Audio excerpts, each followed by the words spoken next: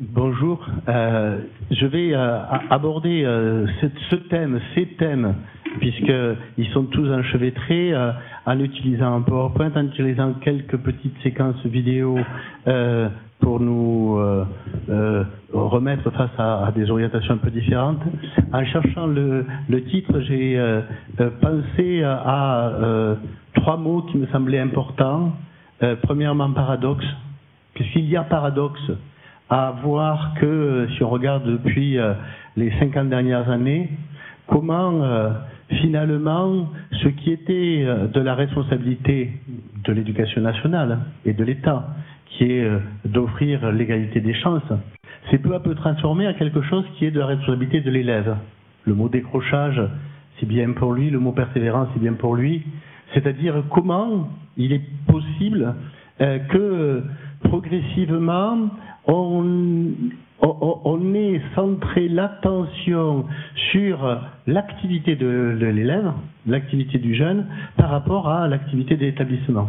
Bien sûr, je rêverais qu'un ministre lance une campagne qui s'appellerait « L'élève, ça m'intéresse », plutôt que « L'école, ça m'intéresse », comme l'ont fait les Canadiens, c'est-à-dire marquant le mouvement de l'élève vers l'établissement. Je pense que c'est paradoxal. C'est les deux qui sont enchaînés. Mais en même temps, en préparant cette intervention, je me suis remémoré une vidéo que j'ai vue récemment de l'UNESCO sur mais pourquoi on a envie d'aller à l'école et pourquoi les individus ont envie d'aller à l'école. On va le regarder. Et ça m'a donné une certaine gifle personnelle en me disant ah oui, quand même, comment est-on arrivé là? C'est-à-dire comment certains élèves pensent que c'est une galère d'aller à l'école et réellement, et qu'ils en portent une responsabilité, et comment aussi peut-on penser que finalement il y ait beaucoup à faire encore pour redonner du lien à tout cela. Madame la rectrice a utilisé le mot alliance, on y viendra à la fin. Voilà, c'est dans ce document que je présente souvent à des adolescents et à des adolescents décrocheurs, j'ai très souvent une réaction de silence chez jeunes qui, d'un seul coup, se rendent compte que leur rapport à l'école n'est pas simplement un rapport qu'ils ont personnel, mais c'est un rapport mondial. Et chaque fois que je vois cette vidéo, je me dis, mais comment en est-on arrivé là ? Comment se fait-il que notre jeunesse puisse être si éloignée de l'idée de la nécessité fondamentale de s'éduquer comme outil pour le développement culturel, comme outil pour le développement personnel, comme outil pour la démocratie, comme outil de lutte contre le banditisme? Comment en est-on arrivé là? Et je me fais toujours ce paradoxe. Je me pose toujours ce paradoxe. Alors il y a deux formules. Il y a la célèbre formule de Bourdieu expliquant la reproduction sociale, et expliquant que notre école, même sans le vouloir, de façon implicite, sélectionnait un certain nombre de jeunes. Et il disait ces jeunes sont comme des poissons dans l'eau. Ils sont dans l'école comme des poissons dans l'eau. Et une autre formule d'un rugbyman qui, expliquant comment il avait du mal à décrocher du rugby, et il disait « Je me sens comme un poisson sur une pelouse ».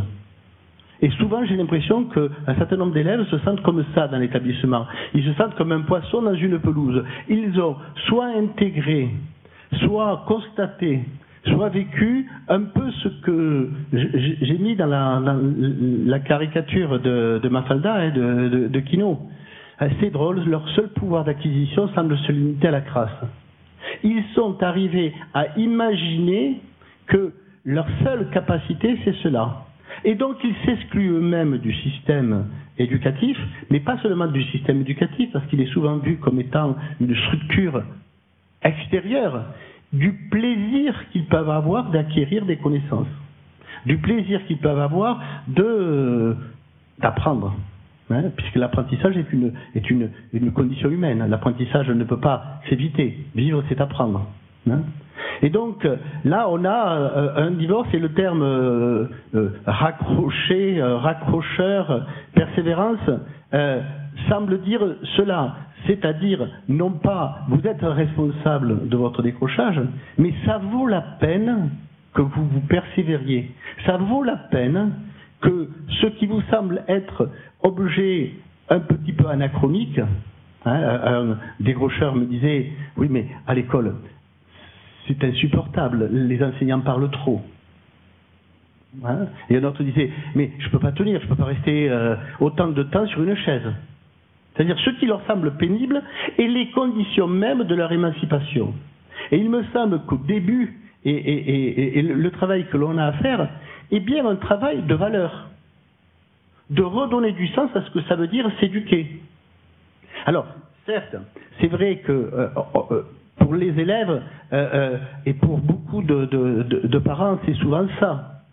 C'est-à-dire qu'on a souvent l'impression que bon, on rentre nombreux et puis la sélection, elle apparaît et puis il n'y en a que quelques-uns qui y sont. Et beaucoup de jeunes s'excluent eux-mêmes de la chance de pouvoir avancer parce qu'ils ont bien la perception de cela.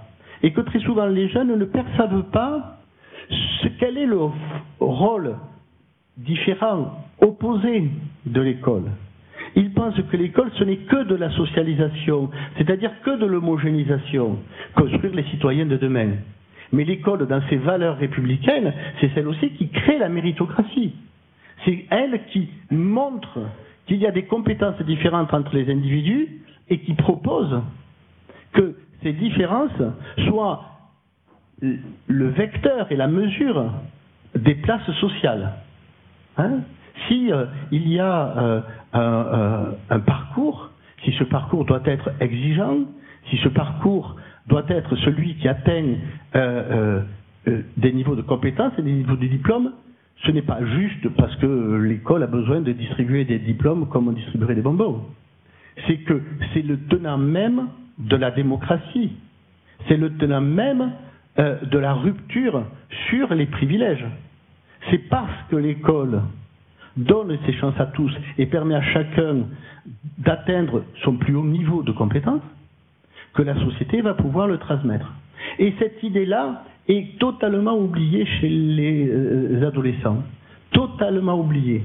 Alors, c'est sûr, il n'y a pas que l'école qui en est responsable. La société a une très grosse part, et on verra quand on travaillera sur les alliances, la responsabilité qu'a l'ensemble de la société. À produire des systèmes sociaux qui ne donnent plus une chance à l'éducation, qui ne permettent pas d'être en alliance avec le système éducatif, eh bien on crée chez un certain nombre de jeunes ces éléments de, non pas de désespérance, mais de manque de compréhension. Alors bien sûr, comme me le disait un jeune, ouais, moi je ne vais pas en cours parce que les profs ils m'en veulent. Je réponds pas bien et ils m'en veulent. Et on crée ces sortes de parano chez les adolescents dans lesquels il n'y aurait pas de la bienveillance. Et que quand on répond à un élève qui ne sait pas, qui n'a pas su faire, il perçoit seulement qu'on lui dit non, quand a priori toute la société lui dit oui, surtout dans la consommation, et on ne lui montre pas, et on n'arrive pas assez à lui montrer que c'est les conditions pour qu'il apprenne. Que les conditions pour apprendre, c'est de se rendre compte qu'on ne sait pas. Donc, il y a cet élément de paradoxe. Alors, bien sûr, un certain nombre d'élèves, et j'ai essayé de le mettre dans cette partie-là, sont rentrés dans une culture, et une culture du moindre effort, une culture de l'élément minimum de procrastination. C'est-à-dire que les efforts, c'est les autres qui doivent les faire, et eux ne doivent pas les faire. Eux ne veulent pas mettre un sentiment d'effort. Et je suis toujours étonné quand je rediscute avec des raccrocheurs qui, après 3, 4 ans, 5 ans de galère, reviennent à l'école de la deuxième chance ou reviennent dans d'autres dispositifs, comment ils ont le sentiment que le courage, que la volonté sont des éléments déterminants. Et là aussi, c'est paradoxal. Pourquoi faut-il être en galère pour se rendre compte qu'il faut avoir du courage? Pourquoi a-t-on perdu ce sens minimum de ce courage et cette persévérance? Il faut bien sûr avoir un certain nombre de méthodes pour persévérer. Il ne faut pas seulement se répéter tout le temps qu'on va écouter, on ne va pas perdre le fil, on va essayer d'avancer, mais il faut progressivement être en adéquation dans le système, dans son interaction, car sinon on sera toujours à côté. Ce dialogue et cette interaction qui se crée dans l'établissement entre les élèves, l'établissement, les enseignants, les parents, les élèves sont souvent à côté. Ils le regardent comme s'ils étaient un spectacle, comme s'ils n'avaient pas d'ancrage. Et là, on pourrait se dire que si on veut qu'ils soient actifs, ces élèves-là, il faut qu'ils se rendent compte que leur action a une utilité. Que parler de citoyenneté, c'est à un moment donné leur donner une marge de manœuvre. Et il est intéressant de voir que dans l'ensemble des actions qui se développent pour favoriser la persévérance, on n'a que des actions et beaucoup d'actions dans lesquelles l'autonomie de décision, l'autonomie d'action, l'autonomie d'organisation existent. Reprendre le pouvoir sur l'apprendre, c'est reprendre l'envie d'apprendre. Et tant qu'on n'a pas ce pouvoir sur l'apprendre, on n'y arrive pas.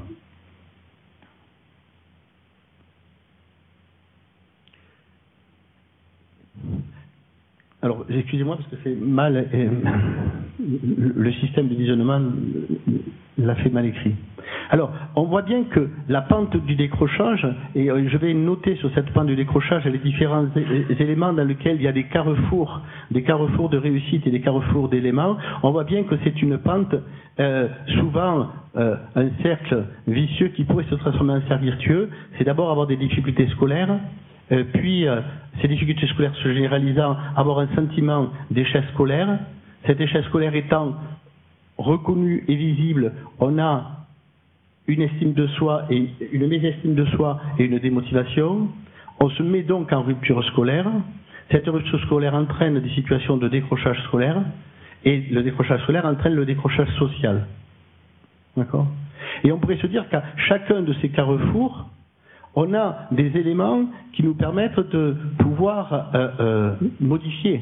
Il est bien évident que si notre système peut trouver des solutions, des dispositifs, et il y en a de très nombreux, pour faire que l'élève, dès qu'il a une difficulté scolaire, puisse y remédier, et puisse trouver des systèmes, que dans les cas de la liaison, comme a dit Madame la rectrice, des situations de d'échec ne durent pas trop longtemps, et que par un partenariat, on puisse le reprendre, et du coup, que l'élève soit dans des parcours de réussite et pas des parcours de difficulté. Ça, c'est une des grands enjeux. Pour faire cela, me semble-t-il, il faut progressivement prendre en compte que l'on est face à 4 problèmes. Le premier problème que l'on a, c'est d'abord qu'on est face à des élèves qui ont, comme je l'ai dit, perdu de plus en plus le sens du scolaire, perdu leur rapport. L'école est devenue une galère, est devenue quelque chose qui est, et qu'il faut redonner du sens. Ça passe par la culture de l'établissement, ça passe par les liaisons parents-enseignants, ça passe aussi par une culture de la société. Mais on est devant des élèves qui ont et qui rencontrent un certain nombre de difficultés scolaires permanentes, puisque apprendre est un élément exigeant. Et que ces élèves vont se trouver confrontés à cet élément-là, de devoir dépasser des niveaux qu'ils ne peuvent atteindre. Et là, je crois que c'est un moment important pour pouvoir avancer. Et troisièmement, il faut se rendre compte que les élèves, et surtout au moment du passage collège-lycée, ce sont des adolescents, et que l'adolescence a une particularité qui vient re-questionner tout cela, et qui vient remettre beaucoup de perturbations dans ces éléments-là. Et là aussi, on a un problème. Et enfin, on a le dernier problème, c'est de donner des perspectives aux jeunes dans l'ensemble de ces éléments-là. Souvent, quand on parle du nombre d'élèves qui sont décrocheurs, et c'est un point très important, on oublie de dire tous ceux qui réussissent. Et dans tous ceux qui réussissent, il y a des parcours de réussite qui permettent de dépasser progressivement l'ensemble de ces éléments-là. Je crois que c'est un point important. On va pour revenir sur ces éléments, on va écouter des élèves décrocheurs parler pour retrouver la vision qu'ils ont de l'école. Mon parcours scolaire dans l'enseignement traditionnel, dans la mesure où j'ai pas eu l'impression d'être respecté, on va dire, par mes enseignants, et je pense que je suis quelqu'un qui a besoin d'être valorisé et j'étais pas assez valorisé. Donc on va dire que je me suis arrêté très tôt en plus à la fin du collège. Fin troisième, je me suis fait renvoyer en fait de mon établissement. Je me suis retrouvé pendant une année on va dire sabbatique, donc à rien faire en fait, et j'avais aucun établissement, j'avais plus de 16 ans, donc j'étais pas obligatoirement obligé d'être scolarisé. Du coup, j'avais rien à faire. Au début, c'était les vacances, donc j'étais heureux, je faisais rien, j'étais tranquille, je profitais de la vie, et puis au bout d'un certain moment, quand même, je m'en suis lassé et j'avais le besoin de faire quelque chose. Donc du coup, c'est là où j'ai voulu me remettre dans le parcours scolaire, mais plus dans la découverte aussi de ce qui pourrait m'intéresser au niveau professionnel. Moi, je dirais que dès le début du collège, en fait, les symptômes, ils sont apparus. Donc après, je sais pas si c'est dû à parce que j'ai déménagé aussi juste avant le collège, on va dire, donc dans un nouveau quartier, donc j'ai recommencé une nouvelle vie, donc il fallait que je me réadapte et tout, donc peut-être que c'est ce qui a joué à mon avis aussi. Mais en tout cas, au niveau de l'enseignement scolaire, ils sont vraiment apparus lors du collège. Et ça commence à devenir catastrophe à partir de la 4e, et à la 3e, je pense que mon cas était décidé, qu'on ne pouvait plus faire grand-chose pour moi.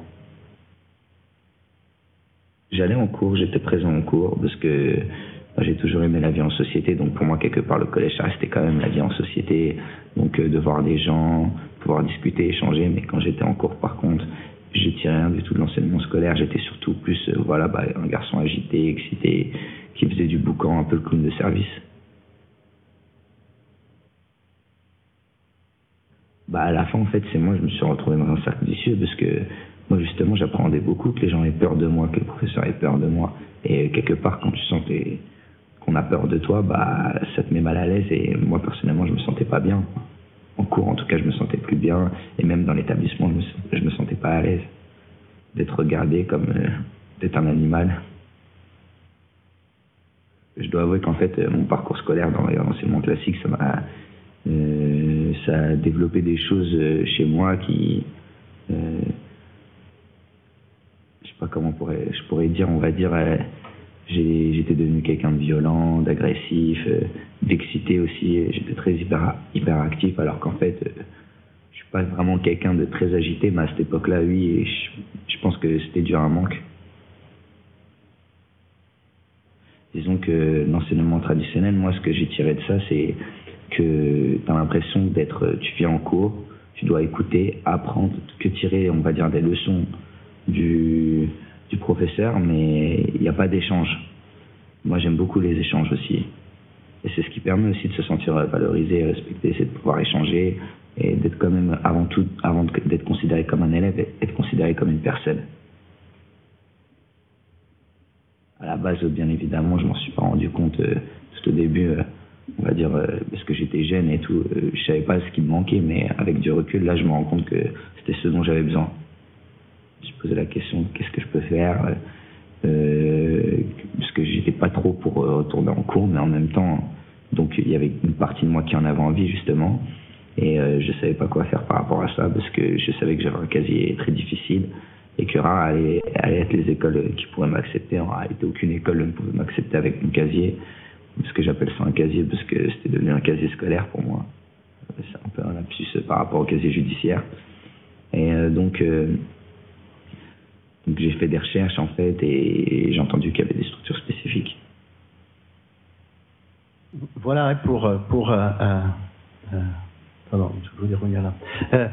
Voilà pour des élèves comme vous connaissez, que vous voyez bien, comment ce cercle, petit à petit, à la fois d'une difficulté à être dans la situation scolaire, dans l'activité scolaire, puis peu à peu s'éloignant, sentant que le chemin est le plus long, et puis ayant des comportements qui ne sont pas acceptables dans un établissement, et ne comprenant pas pourquoi ça ne l'est pas, il se forge cette idée très paradoxale d'un casier scolaire. de cette idée que ce que ça va la marquer. Pourtant, quand on retrouve ces jeunes, le tableau que je présente, c'est un travail qui a été fait dans une recherche-action européenne sur la question des alliances éducatives et du raccrochage. On a travaillé en interrogeant ces jeunes à savoir quels étaient les éléments qui leur semblaient fondamentaux, pour savoir qu'est-ce qui leur aurait manqué pour réussir. Ce sont des élèves qui avaient raccroché, qui étaient dans le système professionnel, et on leur posait la question de, mais voyons, qu'est-ce qui a manqué, qu'est-ce qui a été les éléments. Et on a ces 6 éléments que l'on a déterminés. L'envie d'apprendre, le savoir apprendre, le projet d'apprendre, l'énergie pour apprendre, les conditions pour apprendre, les capacités cognitives pour apprendre.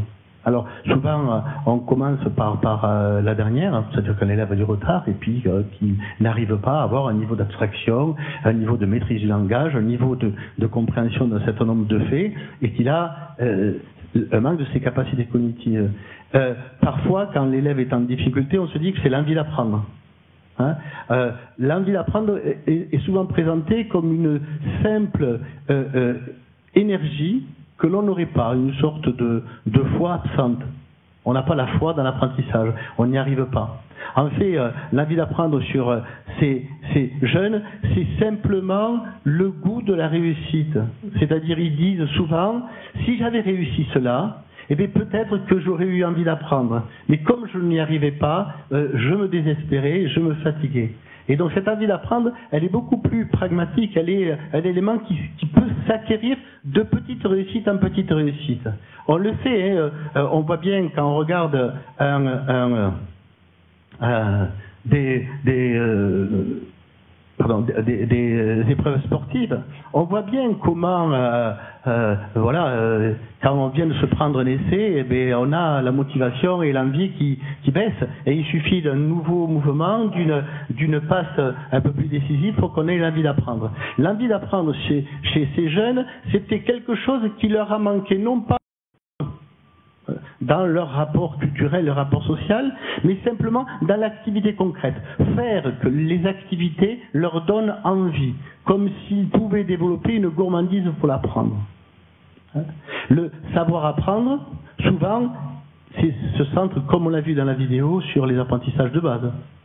Savoir lire, savoir écrire, savoir compter, et n'ayant pas ces éléments-là, ils abandonnaient toute idée de partir à l'aventure et à l'aventure scolaire. Et donc, c'est vraiment important de pouvoir le faire. Tous disent cela, qu'ils n'ont pas ces outils. C'est quand ils raccrochent que ces élèves se reconstruisent un projet d'apprendre.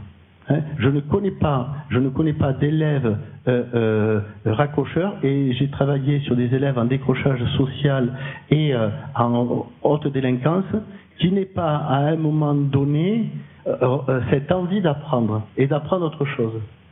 Et si possible, puisque c'est un de mes domaines de recherche, ne pas apprendre seulement les mauvaises choses, ne pas apprendre seulement les choses qu'il ne faudrait pas apprendre.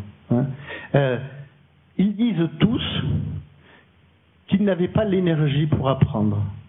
Et on s'en rend compte, nous, dans un établissement, puisque un certain nombre de phénomènes de santé font qu'un certain nombre d'élèves n'ont pas l'énergie d'apprendre. La consommation de drogue, une alimentation pas saine, un coucher trop tard. Et on a cette énergie d'apprendre.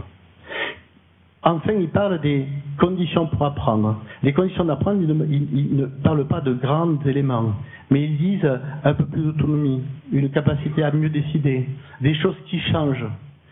Vous l'avez vu, ce jeune qui parle de l'école classique, dans cette idée qu'elle se répète de jour en jour, qu'il y ait des événements.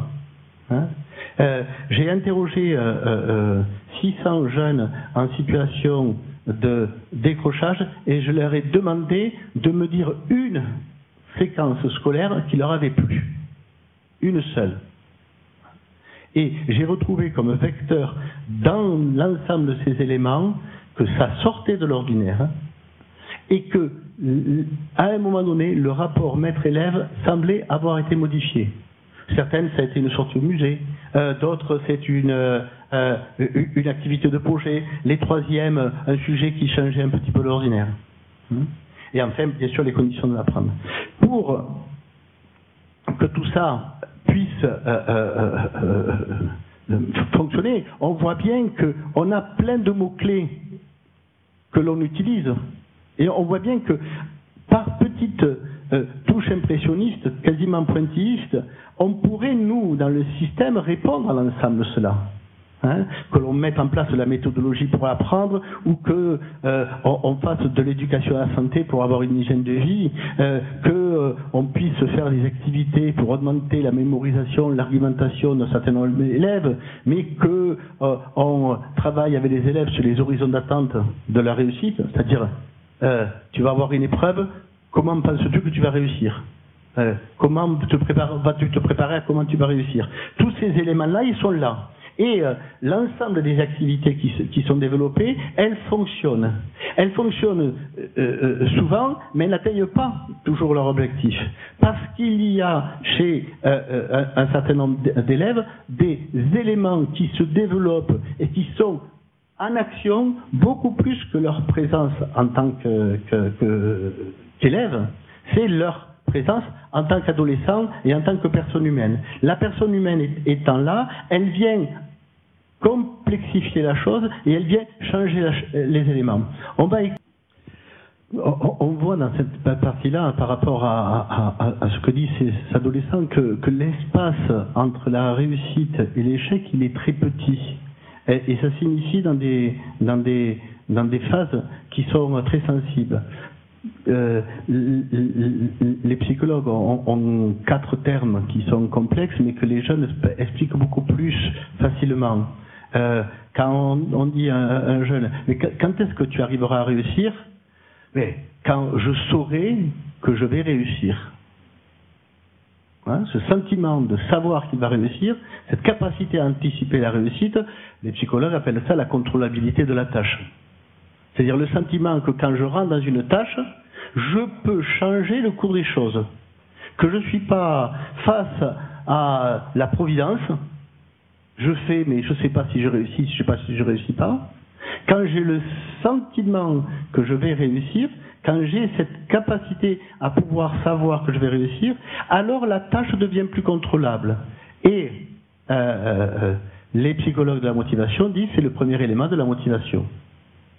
Allez faire quelque chose dans lequel vous ne savez pas si ça va marcher ou si ça ne va pas marcher, que vous le faites un peu au hasard, quand vous avez le sentiment, comme avait cette jeune fille, et qu'en fait c'est du jonglage, les mathématiques, on met des plus ici, moins ici, on avance là, et que rien n'est maîtrisable, quand vous avez le sentiment qu'un devoir de philosophie c'est le pur hasard, et qu'il n'y a pas de structure, alors vous ne pouvez pas changer. Mettre les élèves en situation de discussion pour parler leur réussite, pour parler comment ils mettent en place leurs éléments, les amener, et même les très bons élèves, à préciser, c'est se rendre compte que le passage de la contrôlabilité, il est petit. Un peu de confiance, un peu de méthode, comme le dit ce jeune, un peu d'expérience. À ce moment-là, on peut faire basculer. La tâche devient plus contrôlable. Si la tâche devient plus contrôlable, je m'estime mieux, puisque je sais que je suis le pilote de l'avion. Alors, je ne ferai peut-être pas des grands circuits, je ne gagnerai pas des grands concours, mais je suis le pilote de l'avion, je ne suis pas le passager. Si je suis le pilote de l'avion, alors il y a des moments donnés où je dois être actif. Je ne peux pas lâcher le volant. Et donc j'ai un accrochage à l'activité qui est plus important.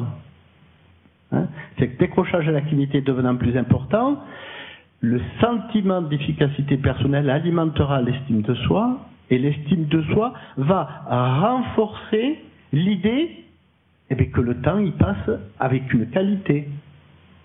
Que si je suis devant quelque chose dans lequel je sais que je ne le maîtrise pas, que je ne vais pas y réussir, que je ne vais pas réussir, à ce moment-là je me démotive et à ce moment-là rien n'est intéressant. Et je m'ennuie, comme le faisait cet élève, et à ce moment-là, comme il dit, il y a à un moment donné sa chaise qui se penche.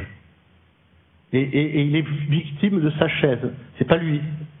Sa chaise se penche, et donc du coup, il laisse partir et il laisse s'enfuir l'occasion qu'il aurait eu de pouvoir travailler pour pouvoir le mettre en place. Et donc je crois que ça, c'est au cœur de l'activité qu'il faut pouvoir conduire, mais je crois qu'il faut mobiliser tout le monde. Hein, je menais une enquête sur les familles et l'accompagnement scolaire, ce qu'ils faisaient, l'accompagnement aux devoirs qu'ils réalisaient, et j'ai constaté quelque chose qui m'a énormément étonné.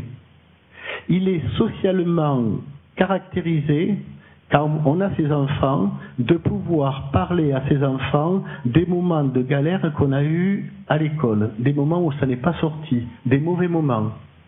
Ce sont que les parents qui ont bac plus 3, qui ont réussi. Et quand on regarde ceux qui n'ont pas de diplôme ou qui ont juste le CAP, ils n'en parlent pas. Par contre, ils disent, quand on veut, on peut. Et puis, il faut toujours réussir. Et puis, si tu n'es pas, c'est que toi, tu n'es pas.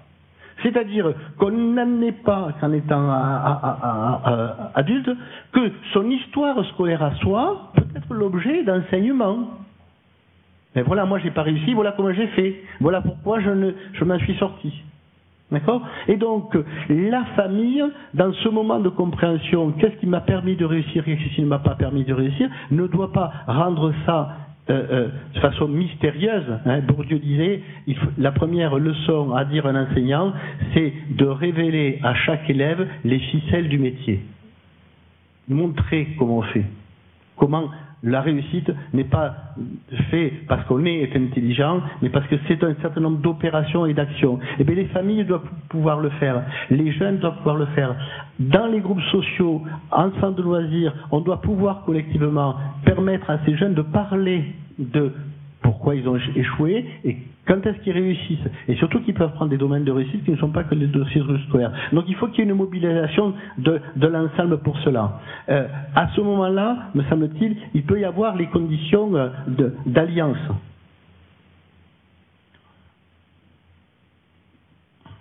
J'ai repris, alors encore, excusez-moi, ces éléments-là, un certain nombre des grandes parties, des grands thèmes. Hein, pour la classe, comprendre les attentes du maître, comprendre les attentes de l'élève, avoir des situations d'aide, mettre en place des situations de succès. Pour l'école, restaurer l'autorité, renforcer les cultures, construire des expériences éducatives qui changent un peu de cet ordinaire et qui créent ces occasions qui redonnent du sens. Pour les familles, éduquer les parents pour les aider à comprendre ce que c'est l'accompagnement scolaire, soutenir la parentalité, rapprocher les familles de l'école. Pour le quartier, ouvrir l'école aux associations, aider aux devoirs, relier l'action éducative et l'action préventive. Et pour les villes, rénover l'habitat, prévenir les violences, ouvrir des débouchés. On pourrait rajouter pour la société, redonner du sens à l'égalité des chances, que ce ne soit pas juste un terme de mots, mais qu'à un moment donné, on ait bien les possibilités sociales pour que l'égalité des chances puisse être une véritable indication et qu'on n'ait pas, comme aujourd'hui, un taux d'échec de jeunes qui sortent des grandes écoles et un taux de chômage des jeunes qui sortent des grandes écoles qui est en train d'exploser, surtout si vous êtes une fille. Hein, qu'on n'ait pas ces situations paradoxales, parce qu'à ce moment-là, l'école n'a plus de capacité à montrer qu'elle n'est pas juste un espace un peu caractériel de collègues qui voudraient absolument, comme me disait une enseignante, leur mettre quelque chose dans le crâne. Elle dit, j'ai souvent l'impression que les élèves me voient comme ça, comme une personne qui voudrait absolument mettre dans le crâne des jeunes des choses. Hein, qui ne peut plus avoir cette vision, mais que cette façon d'apprendre, c'est comme on l'a vu au démarrage de la vidéo, redonner les outils fondamentaux d'une société, de la démocratie, de la culture et de la capacité à pouvoir construire une famille et avancer. Voilà, je vous remercie.